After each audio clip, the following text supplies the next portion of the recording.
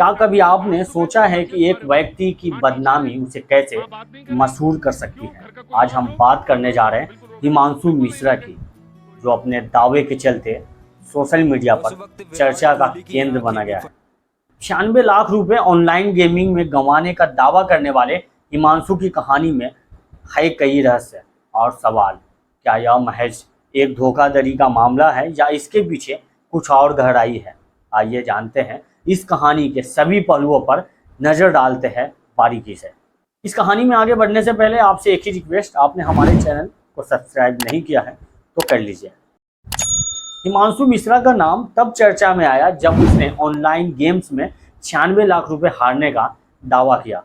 शुरुआत में इस खबर ने उसे एक शख्स के तौर पर दिखाया जो ऑनलाइन गेमिंग की लत के कारण बर्बाद हो चुका था और अब वह दूसरों को इससे बचने की सलाह दे रहा था। हिमांशु ने कई पॉडकास्ट में यह खुलासा किया कि किस तरह से उसने अपनी जिंदगी की बड़ी रकम इस खेल में गंवा दी और यह कैसे उसकी आर्थिक स्थिति पर भारी पड़ी। हालांकि जैसे जैसे समय बीतता गया, हिमांशु के इस दावे पर सवाल उठने लगे। सोशल मीडिया पर लोगों का कहना था कि हिमांशु की बातें पूरी तरह से झूठी है, यहाँ तक कि उसके कानपुर निवासी होने पर भी शंका जताई गई। कुछ लोगों ने दावा किया कि वह बिहार का रहने वाला है और कानपुर में सिर्फ अपनी छवि को भटकाने के लिए रह रहा था। इस विवाद के बीच कानपुर में अक्षय द्विवेदी नाम के व्यक्ति ने हिमांशु मिश्रा के खिलाफ एक एफआईआर दर्ज करवाई। एफआईआर में बताया गया कि हिमांशु ने अक्षय से आर्थिक मदद मांगी थी, यह कहते हुए कि वह बिहार से आया है और काका देव के रैन बसेरा में रहकर एसएससी और बैंक की तैयारी कर रहा है। अक्षय के मुताबिक उन्होंने हिमांशु की मदद की थी, लेकिन बाद में जब उन्होंने सोशल मीडिया पर इसका वायरल वीडियो देखा जिसमें वह 96 लाख रुपए हारने का दावा कर रहा था, तो उन्हें ठगा हुआ महसूस हुआ। फ्रॉड हो गया। लोग 96 लाख की उम्मीद कर रहा है, आज जो हमको 96 लाख देगा वो बेवकूफ है। क्या आपको लगता है फ्रॉड नहीं है?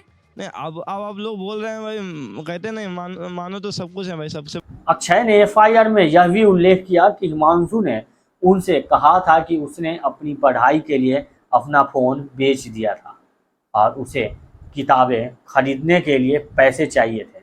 अक्षय ने उसकी मदद करते हुए उसे कोचिंग में दाखिला दिलवाया। वास्तव में अगर देखा जाए तो वो माइंड से कमज़ोर नहीं है, वो माइंड से बिल्कुल कमज़ोर नहीं था। उसकी कैलकुलेशन काफ़ी अच्छी थी। गणित वाले सर हैरान थे कि पहले दिन ये कितनी अच्छी तरीके से कैलकुलेशन कर रहा है और हर बात तो यही कहता था कि आप जो पढ़ाएंगे आपको कल कंप्लीट मिलेगा। था, लेकिन पढ़ाई में हम ऐसा नहीं कह सकते कमज़ोर था, लेकिन एक क्लियरिंग माइंड था उसका, लेकिन क्लेवर वाला माइंड ज़्यादा था थोड़ा, ऐसा बाद में लगा। हम लोग तो बाद में देखे तो लगा कि देखो जिसके लिए इतना अच्छा किया भटक ही रहा है।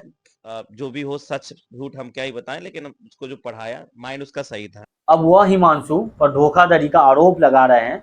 अक्षय ने कहा, हम राजनीतिक पार्टी से जुड़े हैं और लोगों की मदद करने का काम करते रहते हैं, लेकिन हिमांशु की इस हरकत ने हमें गहरा आघात पहुंचाया। हिमांशु की कहानी यही खत्म नहीं होती। सोशल मीडिया पर एक और चौंकाने वाला दावा किया गया है कि पिछले साल उड़ीसा के बालासोर में हुई ट्रेन दुर्घटना के समय हिमांशु वहीं भी देखा गया था।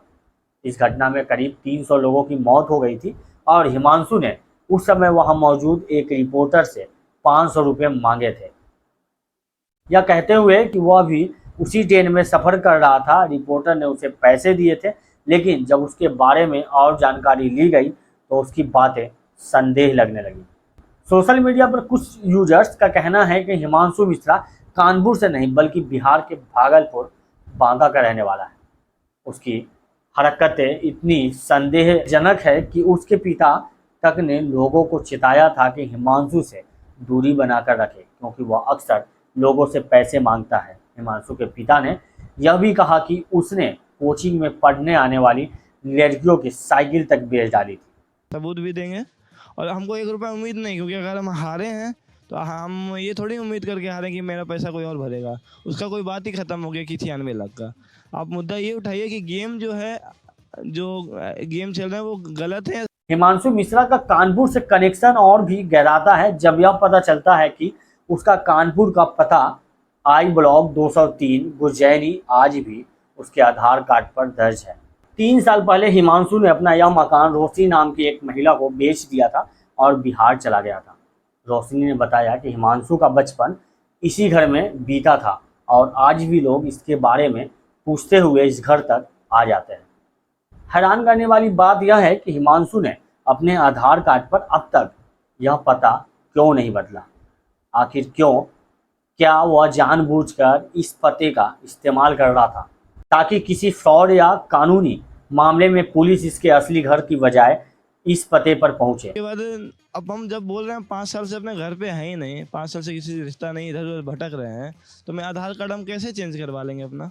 रोशनी ने बताया कि हिमांशी के घर को खरीदने के बाद भी कई लोग उनका दरवाजा खटखटाते रहते हैं या पूछने के लिए कि वह कहाँ है। हिमांशु मिश्रा के इस पूरे प्रकरण में कई सवाल खड़े कर दिए। क्या वास्तव में उसने 96 लाख रुपए ऑनलाइन गेम्स में गंवाए थे? क्या यह उसकी एक और चाल थी? क्या उसका कानपुर से भागलपुर बांका का सफर सिर्फ एक धोखाधड़ी की कहानी का हिस्सा है?